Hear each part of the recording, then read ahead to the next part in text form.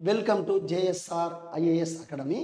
இந்த வகுப்பில் நாம் காண இருப்பது எதிர்ச்சொற்கள் அறிதல். எதிர்ச்சொற்கள் அப்படின்னா ஆப்போசிட் வேர்ட்ஸ் என்னென்னன்றத ஒரு முக்கியமாக ஒரு 12 வார்த்தைகள் நாம் இந்த வகுப்பில் காணும்.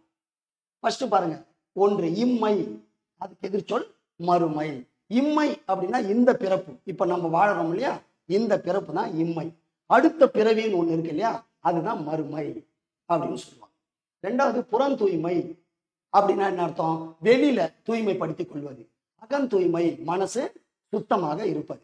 வள்ளுவர் புறம் தூய்மை நீரால் அமையும், அகம் தூய்மை வாய்மையால் காணப்படும் என்ற அந்த ஒரு குறள்லயே புறம் தூய்மையும் அதற்கு ஆப்போசிட் வேர்டு அகம் தூய்மையும் பயன்படுத்தி இருக்கிறார். மூணாவது உடையார் அப்படின்னா செல்வம் உடையவர், செல்வர்னு அர்த்தம். இல்லார் அப்படின்னா வறியவர் அர்த்தம். உடையார் முன் இல்லார் போல் ஏக்கற்றும் கற்றார் கடையரே கல்லாதவர் என்ற குறள்ல வள்ளுவர் உடையார் என்ற சொல்லையும் அதற்கு ஆப்போசிட்டான இல்லார் என்ற சொல்லையும் பயன்படுத்தி இருக்கிறார்.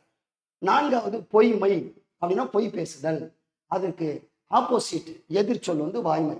பொய்மையும் வாய்மை இடத்த புரை தீர்ந்த நன்மை பயக்கும் எனின் அப்படின்னு வள்ளுவர் அந்த குறள்ல பொய்மை அதற்கு ஆப்போசிட் வாய்மை ரெண்டத்தையும் பயன்படுத்தியிருக்கிறார். ஐந்தாவது பாருங்க, அன்பினார் இன்டு அன்புடையார் அப்படின்னு சொல்றாங்க. அதுக்கப்புறம் பாராட்டு அப்படின்னா இகழ்ச்சி. பாராட்டு அப்படின்னா ஒருத்தரை நல்லா வருவேன்னு சொல்லிட்டு பாராட்டுவது. இகழ்ச்சி என்று சொன்னால் ஒருவரை இகழ்ந்து உரைப்பது. அடுத்தது அடக்கம் அப்படின்னா ரொம்பவும் ஒபீடியண்டாக நடப்பது.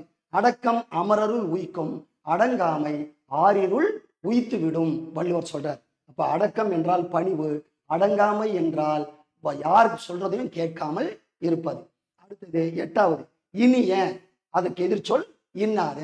இனிய உளவாக இன்னாத கூறல் கனி இருப்ப காய் கவர்ந்தற்று. அதிகாரம் 10 இனியவை கூறல் என்ற திருக்குறளை வள்ளுவர் அதை பயன்படுத்தி இருக்கிறார். ஒன்பதாவது தன்னலம் அப்படின்னா செல்பிஷ், தன்னை பற்றிய சுயநலம், அதுக்கு எதிர்ச்சொல் பொது நலம். அடுத்தது ஆக்கம், ஒரு பொருளை ஆக்குவது உருவாக்குவது என்று பொருள், அதுக்கு எதிர்ச்சொல் அழிவு அழித்தல் அப்படின்னு பேர். 11வது கனவு, கனவு காணுவது இல்லையா, தூக்கத்துல வருவது. நனவு அப்படின்னா நேரடியாக காண்பது என்று பொருள்படும். 12வது ஒருமித்து அப்படின்னா எல்லா கவனமும் ஒரே இடத்துல குவித்து ஒன்றுபட்டு என்று இதற்கு பல பொருள் உண்டு.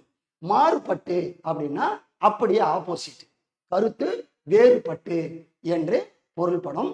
இந்த வகுப்பில் நாம் எதிர்ச்சொல் அறிதலை கண்டோம். நன்றி, வணக்கம்.